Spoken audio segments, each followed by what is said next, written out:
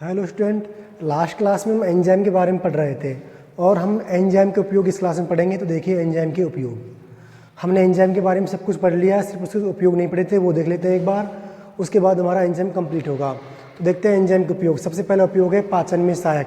हमने देखा था कि किस प्रकार पाचन में, इस लास्ट लेक्चर में या फिर हम कहीं लास्ट वीडियो में आपने देखा था कि जो पाचन की क्रिया है उसमें कितने सारे एंजाइम्स काम में आ रहे थे।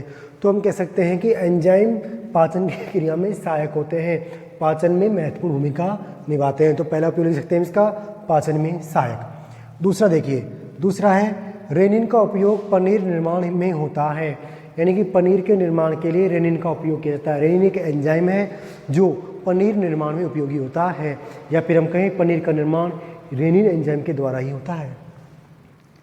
तीसरा देखिए, स्ट्रेप्टोकाइनेज एंजाइम का उपयोग हृदय रोगों के उपचार में किया जाता है, यानी कि किसी व्यक्ति को हृदय का रोग हो जाने पर उसे स्ट्रेप्टोकाइनेज एंजाइम दिया जाता है। ये हृदय रोगों को सुरक्षा प्रदान करता है। चौथा दे रखा है इसमें, ट्रायोसिनेज का कार्य एल्बिनिज्म रोग के उपचार में होता है। ट्रायोसिनेज एक एंजाइम है जिसका उपयोग, इसका कार्य एल्बिनिज्म जो रोग है उसके उपचार में किया जाता है। तो ये कुछ उपयोग हैं जो आपको लिखने हैं या फिर नोट्स में लिख के याद करने हैं। इसके बाद देखते हैं अगला, एंजाइम व हार्मोन में समानता व असमानता बताइए। तो इनमें कुछ समानता होती है, कुछ असमानता होती है, इनमें देखना होता है कि क्या क्या होती है। तो पहले हमने समानता लिख रखी है, समानता दोनों की सेम ही है कि दोनों अच्छे उत्प्रेरक होते हैं, यानी कि किसी भी अभिक्रिया की क्रियाविधि को शीघ्र करवाते हैं। दूसरा है असमानता, एंजाइम जिस कोशिका में बनते हैं उसी कोशिका में कार्य करते हैं।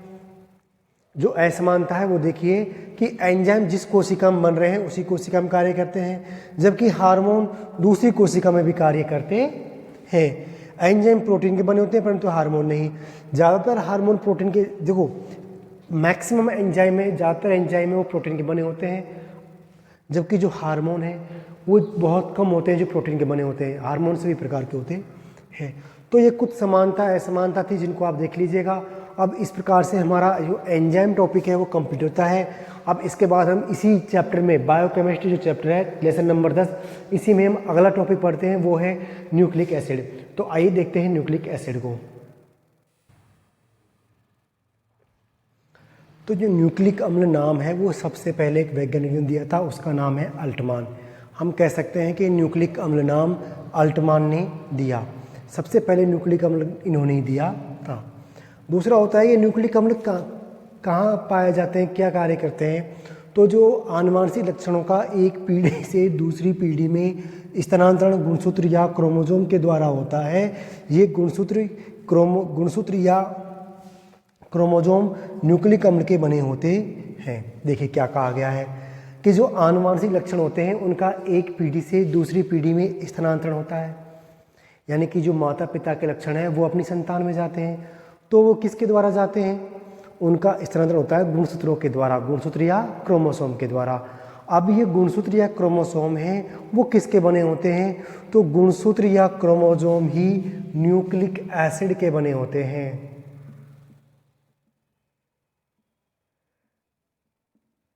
जो न्यूक्लिक अम्ल है उनसे ही क्या बने होते हैं, गुणसूत्र बने होते हैं। अब आगे देखिए, ये न्यूक्लिक अम्ल दो प्रकार के होते हैं। कौन कौन से, एक तो है डीएनए और दूसरा है आरएनए। डीएनए कौन से होते हैं, डीएनए होते हैं डीऑक्सीराइबो न्यूक्लिक अम्ल, और आरएनए होते हैं राइबो न्यूक्लिक अम्ल। अब इसे डीऑक्सीराइबो न्यूक्लिक अम्ल नाम क्यों दिया गया, क्योंकि इसकी जो शर्करा है, राइबो शर्करा है, उससे एक ऑक्सीजन निकाल दी जाती है, यानी कि ये डीऑक्सीकृत हो जाता है। एक ऑक्सीजन निकाल दी इसलिए क्या हो गया, डीऑक्सीकृत हो गया, और इसे नाम दे दिया डीऑक्सीराइबोन्यूक्लिक अम्ल, जबकि इसे ऑक्सीकृत नहीं होती है, ये राइबोन्यूक्लिक अम्ल है। अब ये डीएनए कहाँ पाया जाता है, तो डीएनए गुणसूत्र कहाँ पाए जाते हैं। हमने कहा था कि न्यूक्लिक अम्ल किसका निर्माण करते हैं, गुणसूत्रों का, और गुणसूत्र कहाँ पाए जाते हैं, तो गुणसूत्र पाए जाते हैं केंद्रक में। सीधी सी बात है, कहाँ पाए जाएंगे, केंद्रक में। तो ये डीएनए है, न्यूक्लिक अम्ल के दो प्रकार में से डीएनए प्रकार है, उसके लिए ये बात सत्य है। तो यहाँ पर डीएनए है वो क्या है, न्यूक्लिक अम्ल है, ठीक है। क्या बना रहा है, गुणसूत्र बना रहा है, और गुणसूत्र कहाँ पाए जाएंगे? केंद्रक में पाए जाएंगे। तो डीएनए कहाँ पाया जाएगा? डीएनए केंद्रक में पाया जाएगा।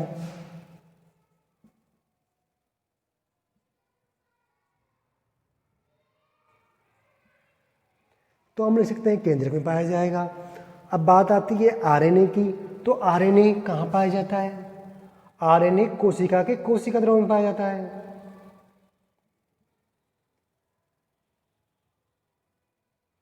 कहाँ पाया जाएगा? आरएनए कोशिका के कोशिका द्रव्य में पाया जाता है। तो ये चीज हो गई दो कि डीएनए कहाँ पाया जा रहा है, आरएनए कहाँ पाया जा रहा है। डीएनए का पूरा नाम क्या है? डीऑक्सीराइबो न्यूक्लिक अम्ल, जो कि आपके याद होना चाहिए। इसी प्रकार आरएनए का पूरा नाम क्या है? राइबो न्यूक्लिक अम्ल। तो ये भी आपके अच्छी तरह से याद होना चाहिए कि डीएनए का पूरा नाम क्या है, आरएनए का पूरा नाम क्या है। दोनों चीज आपके अच्छी तरह से याद होनी चाहिए।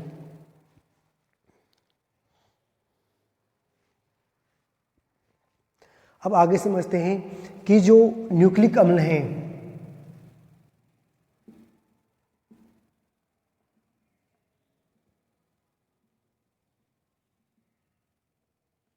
न्यूक्लिक अम्ल हैं वो न्यूक्लियोटाइड के बहुलक होते हैं।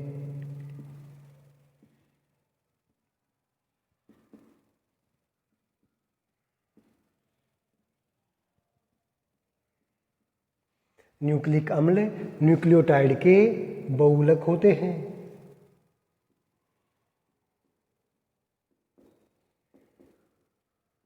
इसीलिए न्यूक्लिक अम्ल को हम पॉलीन्यूक्लियोटाइड भी कहते हैं। क्या कहेंगे? पॉली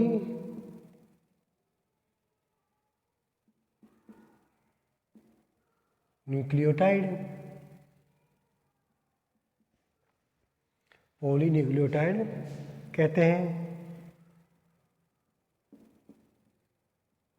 देखिए न्यूक्लियोटाइड है एन न्यूक्लियोटाइड,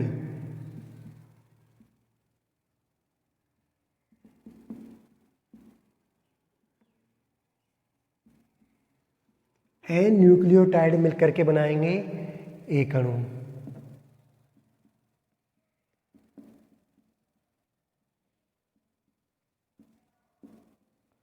इस अणु को बोलेंगे हम न्यूक्लिक अम्ल, या फिर हम इसे बोल सकते हैं पॉलीन्यूक्लियोटाइड। क्या इसे हम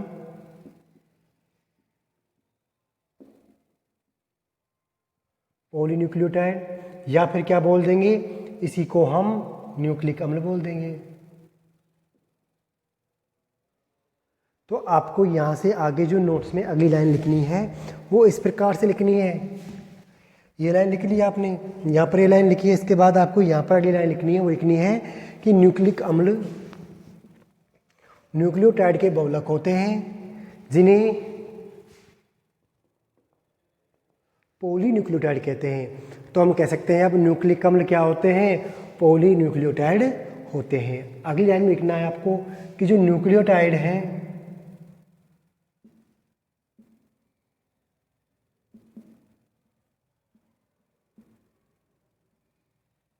न्यूक्लियोटाइड का निर्माण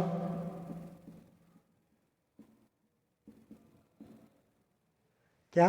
न्यूक्लियोटाइड का निर्माण न्यूक्लियोसाइड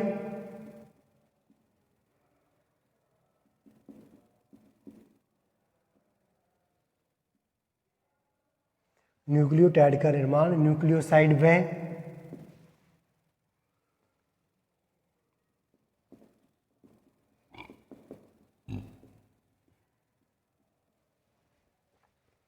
फास्फोरिक अम्ल से होता है।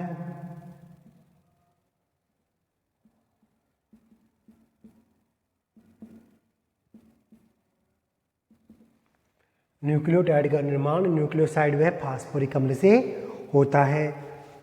अब जो न्यूक्लियोसाइड है उसका निर्माण किससे होगा?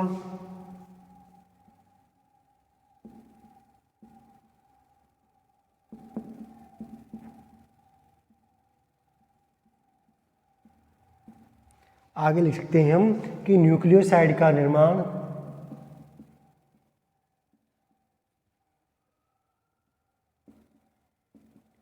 शर्करा व नाइट्रोजनी क्षारक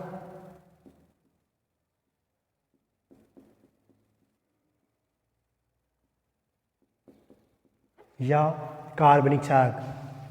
क्या जो नाइट्रोजनी क्षारक है उन्हीं को हम कार्बनिक क्षारक भी बोलते हैं।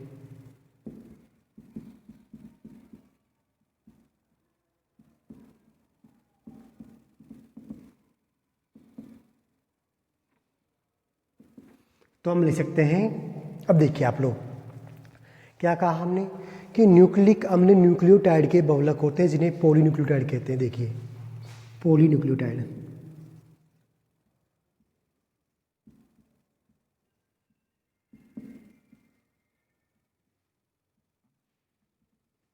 इसी को हम न्यूक्लिक अम्ल बोल सकते हैं।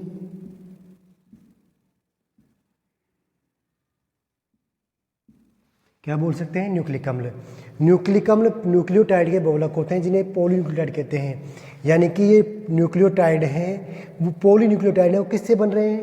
वो न्यूक्लियोटाइड से बन रहे हैं।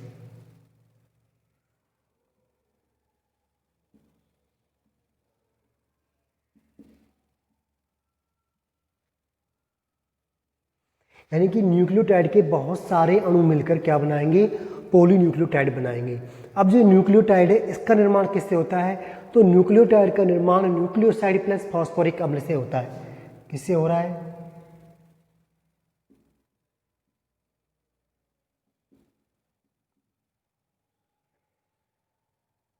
न्यूक्लियोसाइड प्लस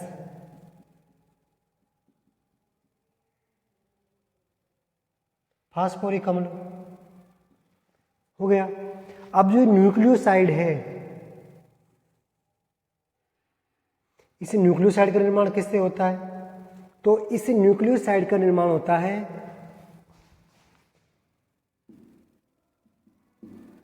शर्करा प्लस